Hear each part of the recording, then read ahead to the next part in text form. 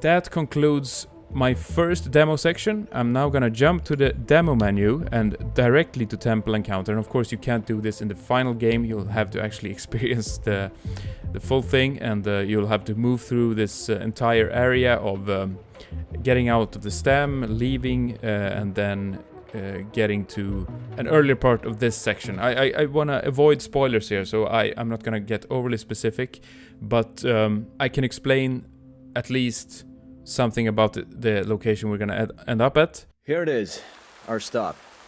The creepy old temple. I guess I didn't need to, because our friend Luca did that pretty well already. And so Willona has met up with her colleague and friend Luca, and they're gonna try and execute on this whole savior plan together to set the child free.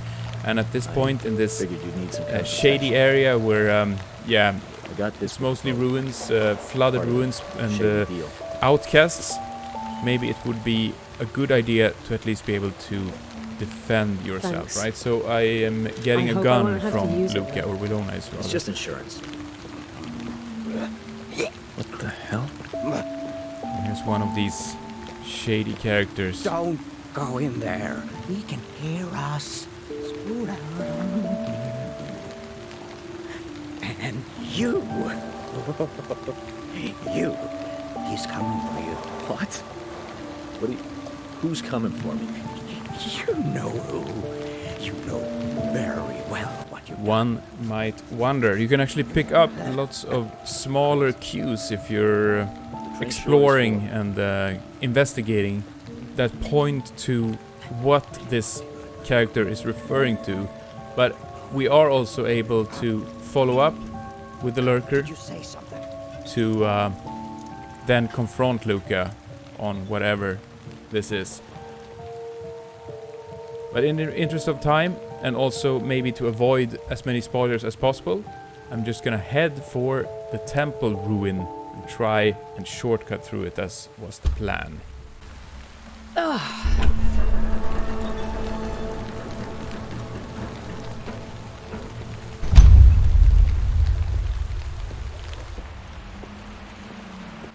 Yeah, this imagery, I guess, is kinda uninviting, right? This place creeps me out. There it is. It wasn't all abandoned, rather it was a trap. Fear not. Landlord's at your service. Or just the Lord, for short. Urban by name. And so we're introduced to Urban. We don't want any trouble, Urban. We're just, trying to pass through. You fancy supers think you own every piece of ground you set foot on. Trying to prance right through Minor Sanctum for a shortcut. So now we're at a point in the game where we're gonna start blending the dialogues with the encounter and the confrontation system. And the way we go about it is that not only that you'll learn about the immediate surroundings or anybody that you're about to face through the interactions and through the topics or the branching dialogue in itself, but also you'll start picking up on stuff that you will actually bring as gameplay elements into the encounters. And I'm gonna show you in just a little while. You can't pretend there's much left of this place. Sure. It's a fixer-upper. Given the right amount of love and care, my temple would be like you. I even got around to installing my very own power generator. Gwen's her name. My light and love, she is. Yeah, so Urban even reveals now that the power generator behind him is named Gwen, and he considers her being his love and light, and so maybe that's one of his soft or weak spots. But in the interest of time, once again, I'm just gonna provoke Urban as fast as possible. Listen, Urban, I was going to pay you. You'll pay all right. While I was talking there, Urban even made a remark about Lucas, so they seem to have a history together. And of course you can confront Luca on that and see wherever that goes. But I'm gonna save that for you. Look, we're on an important mission, and time is running out on us. Ah, do tell. What kind of mission? I'm sorry, but There there's really no is no time time. to explain. There's as much time as I say there is. Tick tock. Or is there? Not if I can help it. Well, can ya? So here we go. We're entering into a confrontation. And that is a situation where the enemy is already provoked and aware of your presence. And now insane, Urban. it's Please. all out guns blazing. The Lord's coming for you, Mr. Turner.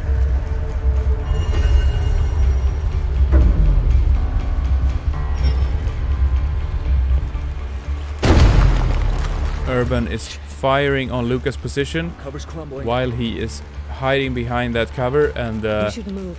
as Willona Find also some more remarks cover. here, Now, how do we Luca turn should off that probably electricity? move, because nothing in this game is actually a permanent or indestructible position cover. Everything on the battlefields is entirely destructible, and that also goes for any problem solving in this case that maybe could involve destroying this generator. Let's try that. Lights out. Did the Now trick. let's keep pushing through. And so that brings me to the next component of the game, and one of the absolute most important ones, and that is, I'm gonna switch over seamlessly to the mouse to show you.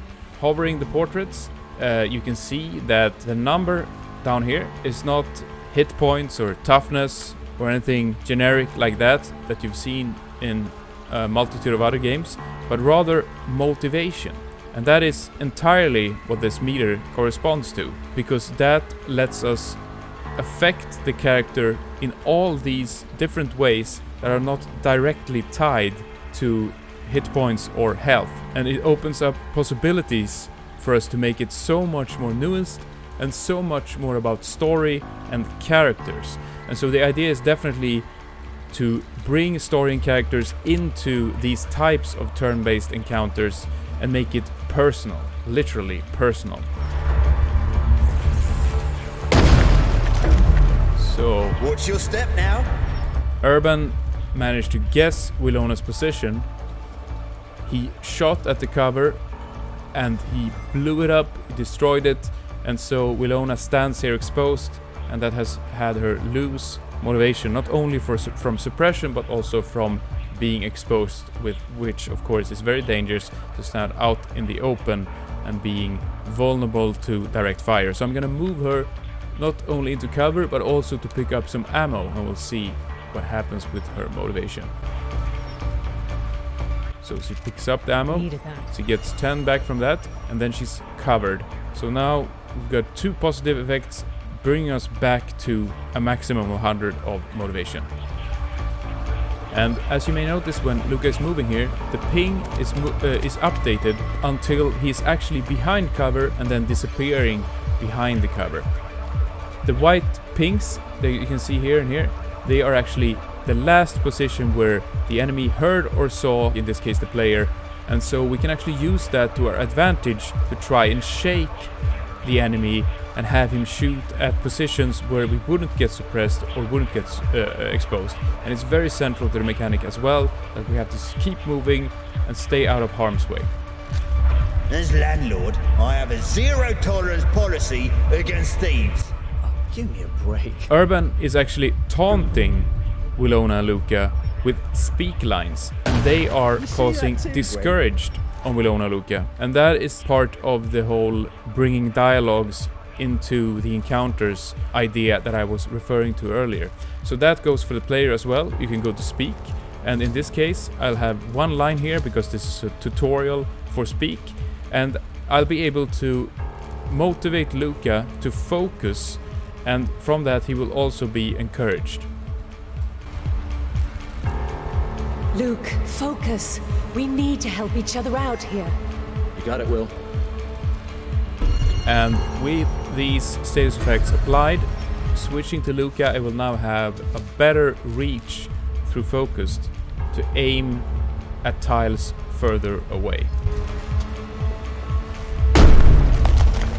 Yeah, he's behind a high cover, which can take more hits. Another shot will probably do the trick. There he is, exposed. And so, of course, he's running to find a new position, but Get also ready to stock up for on another more ammo. survey. And through that, once again, he got motivation back. So, the status effects are supposed to correspond to, intuitively, the state in which a character is and what has just recently happened to that character. So for example, Luca is now standing up because he's been exposed, he's been suppressed, and from the taunt, he was also discouraged. And so in themselves, they're supposed to be descriptive enough for you to not go into the details of it and the stats of it. Because that is the idea, once again, it's supposed to be an intuitive, character-centered experience where it's all about emotion and characters like presence and state of mind. But if I want to, of course, I could bring up the information on these status effects to have it explained. And that goes if I switch to mouse as well, I can actually hover them instead, of course.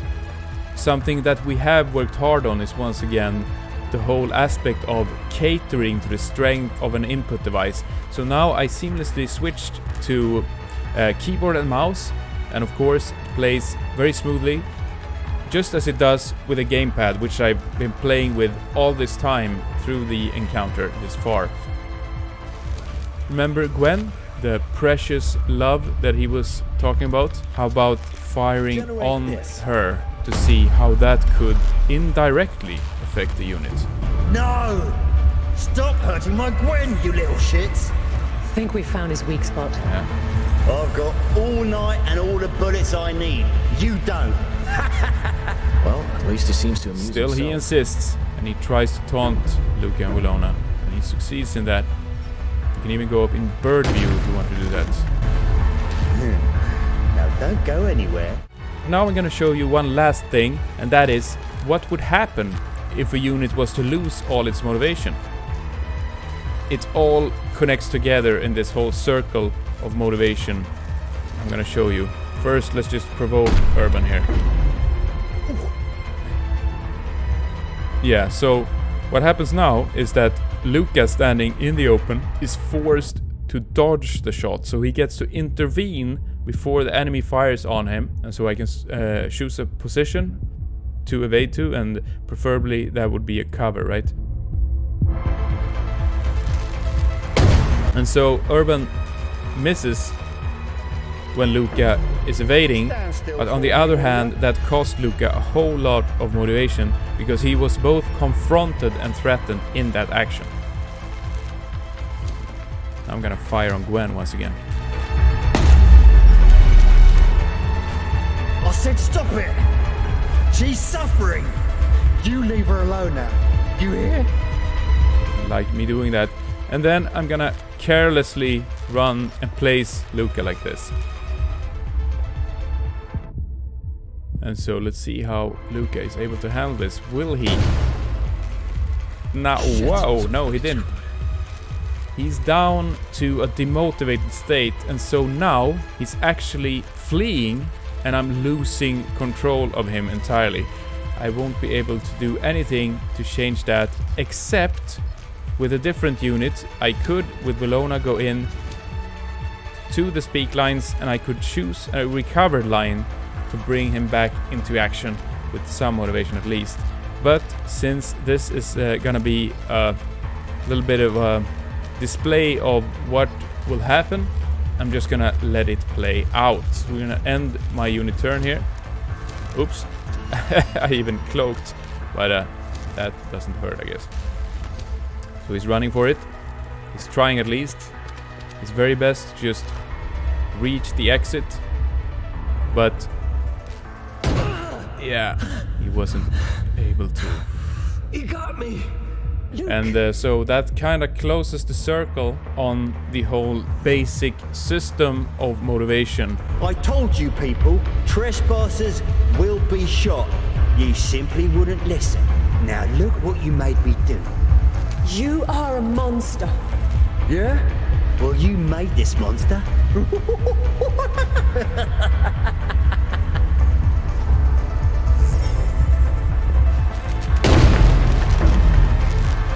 Look at that. There you are.